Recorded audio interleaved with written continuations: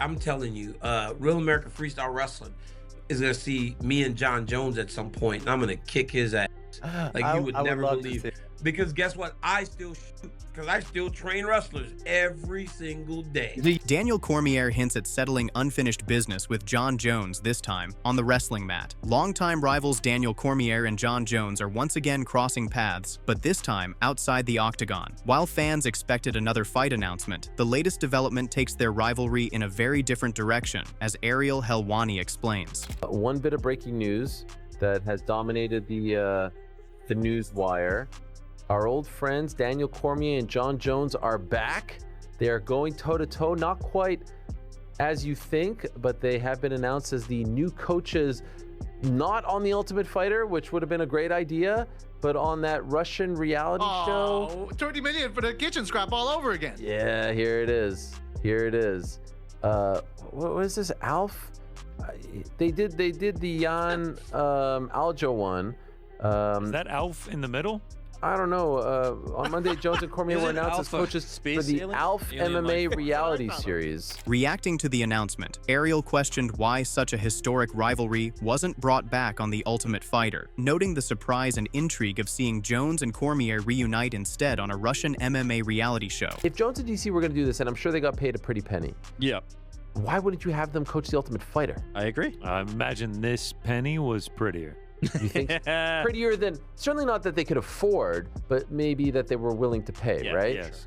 It's kind of wild that the Jones DC reunion happens on a reality show, I guess a Russian reality show. Yeah.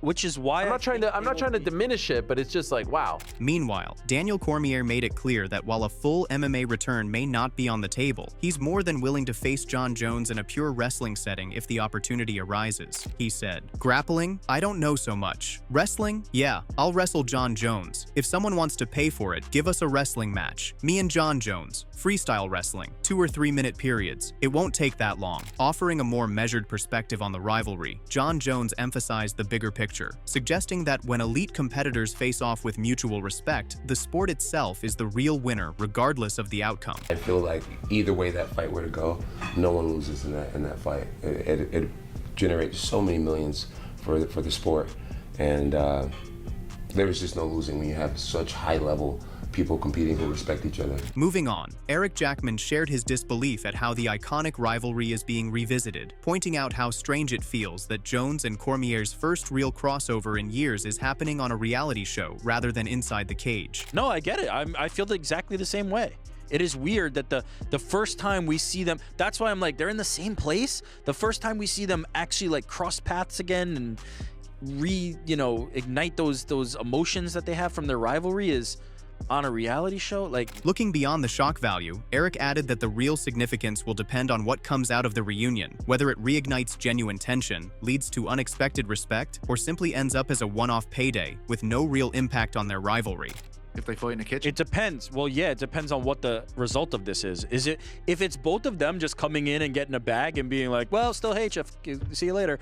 Like, it's kind of useless. I hope that's but what if they're like, if they either become closer and actually become like semi-cordial or friendly with each other, that'd be interesting. Or if the rivalry gets even more heated. But if it's just like, hey, you getting paid? Yeah, you getting paid? Cool. All right, see you never. While much of the conversation has focused on reality shows and coaching roles, Daniel Cormier made it clear that his competitive fire with John Jones hasn't faded. Shifting the narrative back to action, DC hinted at a far more physical showdown, saying, "I'm telling you, real American freestyle wrestling is going to see John Jones and me at some point, and I'm going to kick his ass like you would never believe. I still shoot because I still train wrestlers every single day." Reflecting on the dynamics of rivalry and public perception, Ben Askren shared his thoughts on how matchups like Cormier versus Jones don't just showcase talent, they amplify personalities, influence fan reactions, and shape the way fighters are remembered. Yeah, but John doesn't he didn't talk catch on for a while. I mean, he was dynamic and he won a lot.